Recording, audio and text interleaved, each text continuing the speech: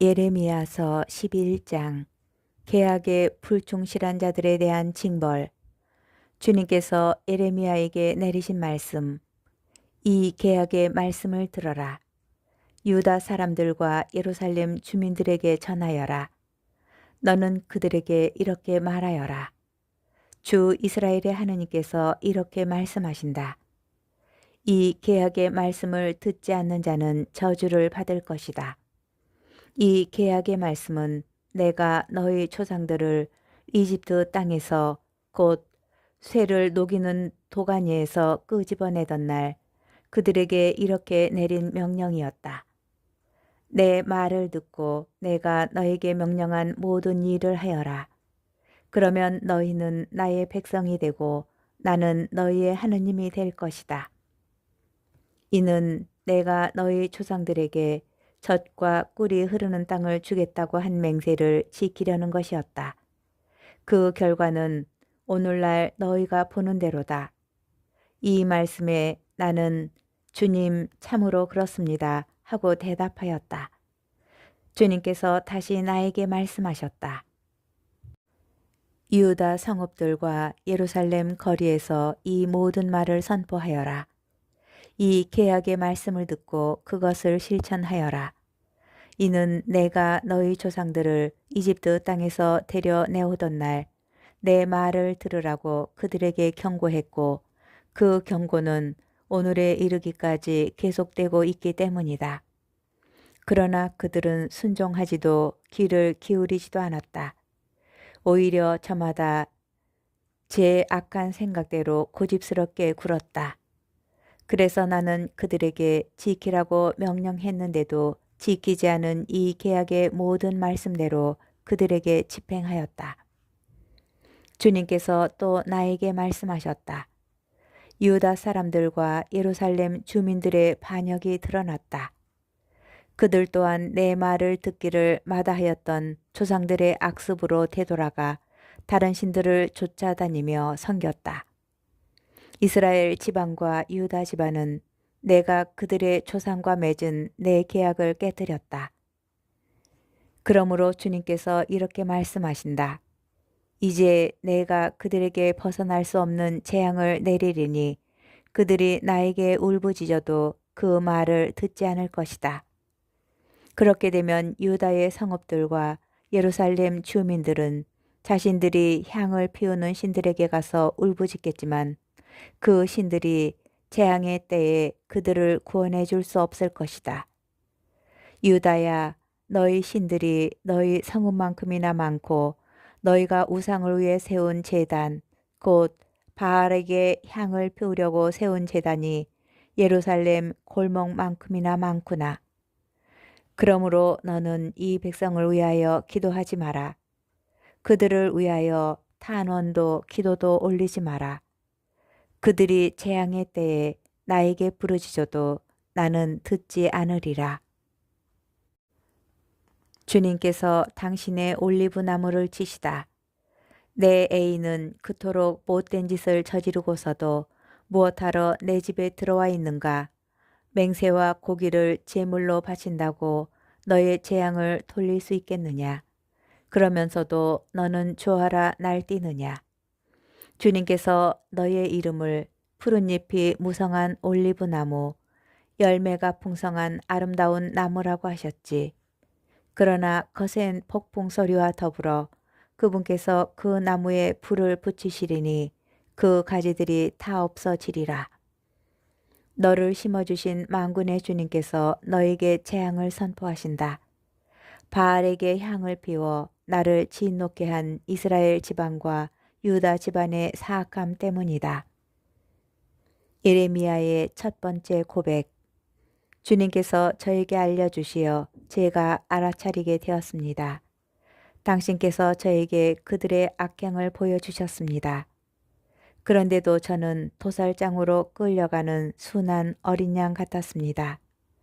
저는 그들이 저를 없애려고 음모를 꾸미는 줄 알아차리지 못했습니다.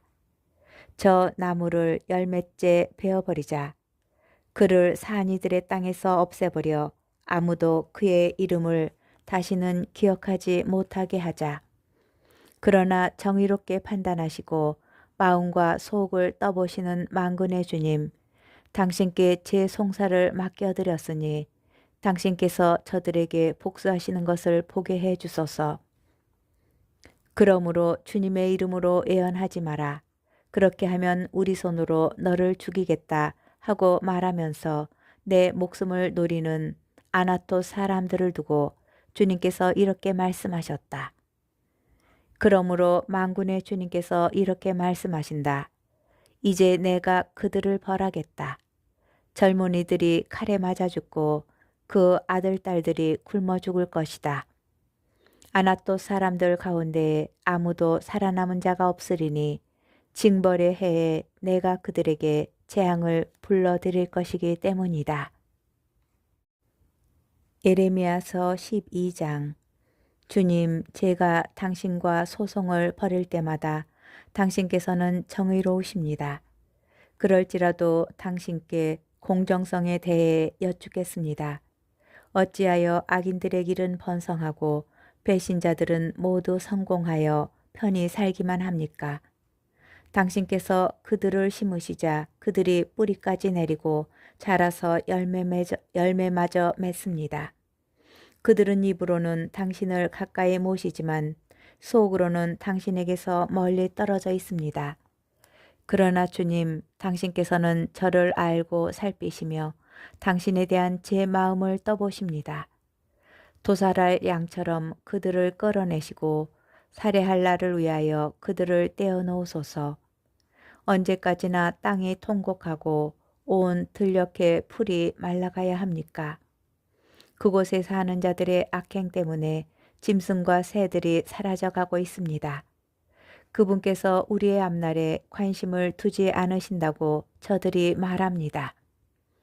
네가 사람들과 달리기를 하다가 먼저 지쳤다면 어찌 말들과 겨루겠느냐. 네가 안전한 땅에만 의지한다면 요르단의 울창한 숲속에서는 어찌하겠느냐. 네 형제들과 내 아버지 집안조차도 너를 배신하고 너에게 마구 소리를 지르는구나. 그러니 그들이 너에게 좋은 말을 한다 해도 그들을 믿지 마라. 주님께서 당신의 소유를 포기하시다.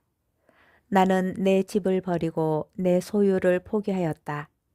내가 사랑하던 일을 그 원수들의 손아귀에 넘겼다.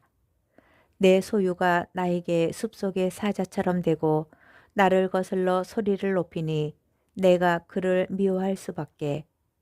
하이에나가 나의 소유를 탐욕술에 바라보느냐. 맹금이 내 소유를 치려고 둘러싸고 있느냐. 가서 모든 들짐승을 불러 모으고 그것들을 데려와 내 소유를 삼켜 버리게 하여라. 수많은 목자들이 내 포도밭을 파괴하고 내 몫을 짓밟았다. 그들은 내 탐욕스러운 몫을 폐허의 광야로 만들었다.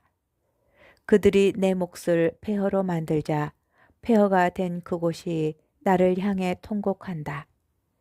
온 땅이 폐허가 되었는데도 그 일을 마음에 두는 사람이 아무도 없다. 광야에 벌거벗은 모든 언덕을 넘어 파괴자들이 쳐들어왔다. 주님의 칼이 땅 이 끝에서 저 끝까지 휩쓸고 지나가니 살아있는 모든 목숨이 안전할 리 없다. 사람들은 밀씨를 뿌리고도 가시를 거두어 들이며 지칠 때까지 일을 해도 아무런 소득이 없다. 너희의 수확을 두고 주님의 타오르는 분노에 부끄러워하여라. 다른 민족들에 대한 경고. 주님께서 이렇게 말씀하신다. 이는 사악한 모든 이웃 민족들에 관한 말씀이다. 그들은 내가 내 백성 이스라엘에게 물려준 상속 재산을 건드렸다. 그러므로 이제 내가 그들의 땅에서 그들을 뽑아낸 뒤 그들 가운데 살던 유다 집안을 뽑아내 오겠다. 그러나 그들을 뽑아냈다가 다시 그들을 가엾이 여겨 그들을 모두 제 상속 재산 곧 제 땅으로 돌려보내겠다. 그들이 내 백성의 길을 충실하게 배워나가고 전에는 그들이 내 백성에게 바알의 이름으로 맹세하도록 가르쳤지만 이제는 내 이름을 부르며 살아계신 주님을 두고 맹세하면 내 백성 가운데에 자리 잡게 될 것이다.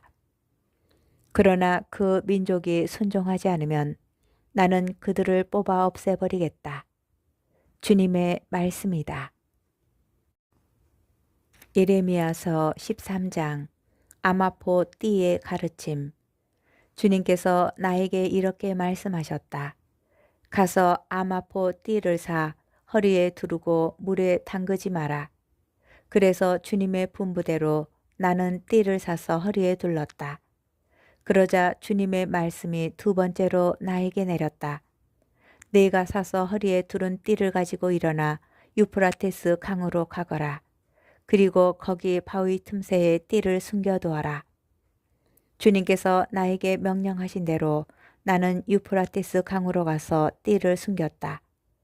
여러 날이 지난 뒤에 주님께서 나에게 말씀하셨다. 일어나 유프라테스 강으로 가서 내가 너더러 거기 숨겨두라고 명령한 띠를 가져오너라. 그래서 유프라테스 강으로 가 흙을 헤치고 숨겨둔 곳에서 띠를 꺼냈다. 그런데 그 띠가 썩어서 아무짝에도 쓸모없게 되었다. 그때 주님의 말씀이 다시 나에게 내렸다. 주님께서 이렇게 말씀하신다.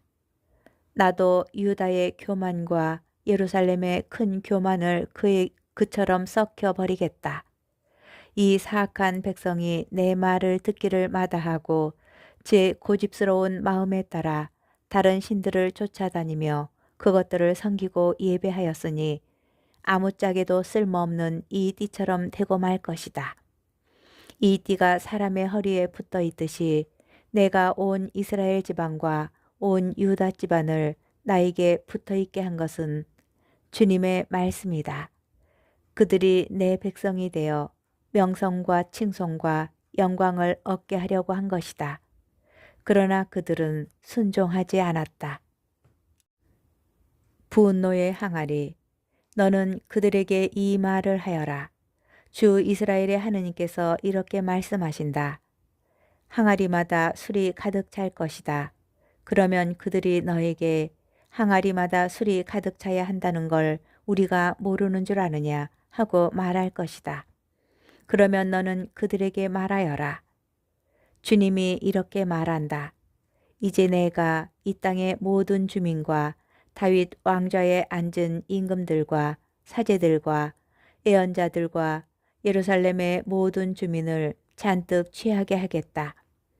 그리하여 그들이 서로 부딪혀 심지어 아버지와 자식이 함께 부딪혀 깨지게 하겠다. 주님의 말씀이다. 나는 그들을 파괴하면서 불쌍히 여기거나 동정을 베풀거나 가엾이 여기지 않겠다.